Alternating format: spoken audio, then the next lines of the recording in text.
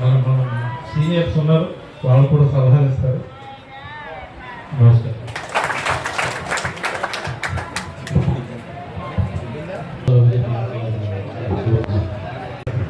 కానీ ఈ type election ఎప్పుడు మనం చేయలేదు.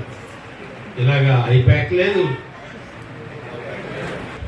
కృషి గుప్తం శాస్త్రీయంగా అంతా ఓ పద్ధతి ప్రకారం గౌతమ్ గారు వచ్చారు, ఈ చేస్తూ ఉంటారు.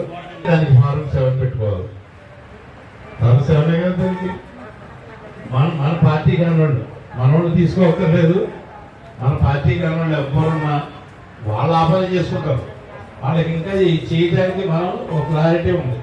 మనకు క్యాండిడేట్ అయినా ఉపయోగం చేసుకోవడానికి టైం ఉంది. మనకు కూడా టైం ఉంది. ఇంతకుముందు నుంచి చేస్తున్నాం, ఇప్పుడు కూడా ఉంది. ఇప్పుడు 6 మాసాల నుంచి ఇప్పుడు ఇంకా ఇవ్వలేదు, కొన్ని ఇంకా ఇవ్వలేదు. ముందులే ఇంకా 2 నెలలు ఉంది, ఎలక్షన్ 6 నెలలు ఉంది, సంవత్సరం ఉంది అనుకుంటూ వచ్చేసి ఇప్పటి వరకు ఇవ్వలేదు. ఇది ఏంటంటే కొంచెం బాధ్యత తీసుకొని, ఎందుకంటే మనం గెలవాలి. మన పార్టీలో ఉన్నాం కాబట్టి గెలిపే ముఖ్యం. గెలవకపోతే ఆ రోజు భోజనం చేయనప్పుడు 2-3 రోజులు మనకు ఒక పక్కని ఐప్యాక్ చేస్తున్నారు. అదేవిధంగా మనకి ఎలక్షన్ చేసిన అనుభవం ఉంది కాబట్టి కొంచెం జాగ్రత్తగా ఇప్పటి నుండి ఈ పని పెద్ద పని కదా, ఒక రోజు చేసేసి బూత్ కమిటీది. కానీ 6 మాసాలైనా ఇవ్వలేదు.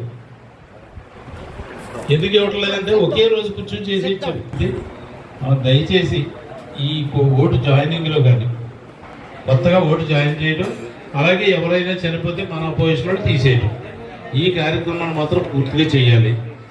మిగతా అంతా కూడా మీకు చెప్పిన కన్వీనర్లు ఉంటారు, బూత్ అధ్యక్షుడు ఉంటాడు. ఇవన్నీ అయిన తర్వాత మళ్ళీ సచివాలయానికి ఒక మనిషి ఉంటాడు. పూర్తిగా జివాయిషి అతని చేతిలో ఉంటుంది. ఒకరిని పెడతాం మన ఊర్లో ఉండే, ఒకరిని పెడతాం నియోజకవర్గాన్ని. అతని కంట్రోల్ ఉంటాయి మొత్తం అన్నీ కూడా. అతను చూసుకోవాల్సిన బాధ్యత ఉంది. అంటే బూత్ కాడికి వెళ్ళి ఆ రోజు చాలా కష్టపడుతూ ఉంటాం, అప్పటికప్పుడు ఎదుగుతూ ఉంటాం. ఈ బూత్ అధ్యక్షుడు కానీ అక్కడ ఉన్నటువంటి ఇంట్రెస్ట్ ఉన్న వాళ్ళు ఏం చేయాలంటే, ఫస్ట్ 1 గంట వరకు బౌలింగ్ జరుగుతుంది. 1 గంట తర్వాత వీళ్ళు ఎంటర్ అవ్వాలి. వాటర్ లిస్ట్ని అంటే అందరూ చూస్తారు, స్లిప్లు రాసిచ్చేస్తూ ఉంటారు, వెళ్తూ ఉంటాయి.